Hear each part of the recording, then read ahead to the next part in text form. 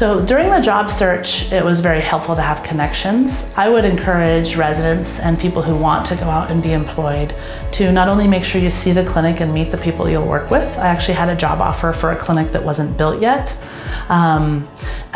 to be very firm in participating in hiring your own nurse. And to reach out to friends or residents ahead of you or physicians ahead of you to find the right legal counsel to review your contracts. That is a must. And I know a lot of physicians are frugal, especially family physicians, and feel like that's not something that needs to be done. But this is a business transaction. It is not a friendship, and you need to protect yourself like a business transaction. In terms of starting my own business, the direct primary care community is extremely collaborative.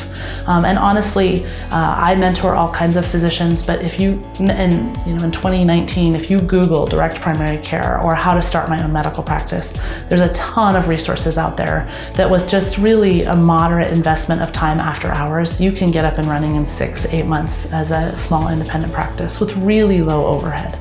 The advice I would give to residents starting the job search process is to review the statement they wrote to get into medical school. And that might sound kind of unconventional, but oftentimes that is written at a time where you're still inspired by the idealism that has powered you through high school and college and med school or part of med school. And that within that idealism, most people have defined the kind of doctor they want to be.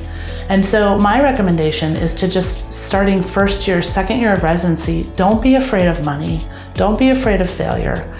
Try as best you can to play the long game. And the long game is going to be finding a construct in which you can live out that vision. And for me, that construct was not and is not an employed construct.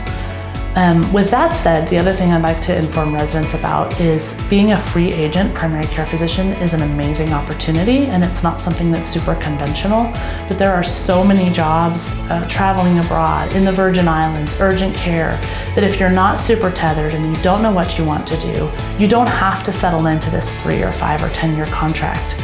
You will be hired, you will find work, you will be paid well. The other few bits of advice are to maintain your freedom. Don't saddle yourself with more.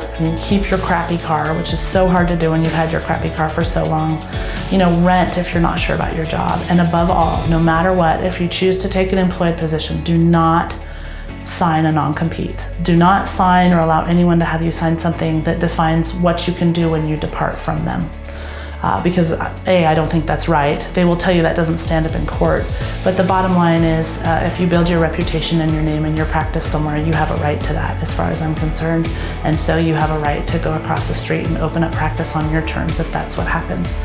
So just don't agree to anything that undermines your liberties.